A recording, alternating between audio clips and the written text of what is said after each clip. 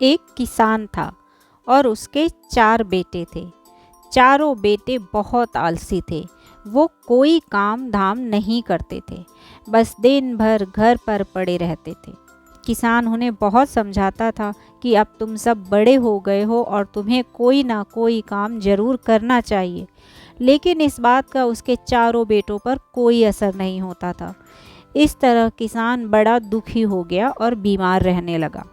एक दिन उसे एक उपाय सूझा और उसने अपने चारों बेटों को अपने पास बुलाया।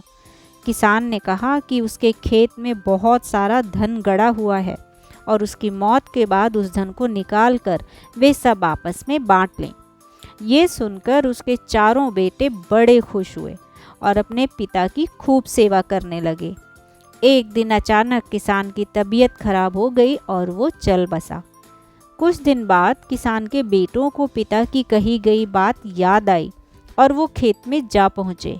वहाँ जाकर उन्होंने पूरा खेत खोद डाला, लेकिन उन्हें धन नहीं मिला। अब चारों बेटे परेशान होकर बैठ गए कि अब क्या किया जाए।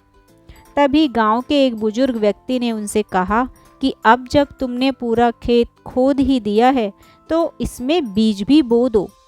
इसके बाद किसान के चारों बेटों ने मिलकर पूरे खेत में बीज बो दिए। कुछ दिन बाद खेत में हरियाली नजर आने लगी और धीरे धीरे खेत में फसल लहलहाने लगी।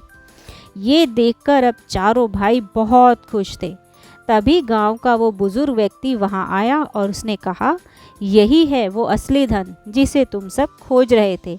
अब आज से खूब मेहनत करना, क्योंकि इससे भी ज़्यादा धन गड़ा है इस खेत में।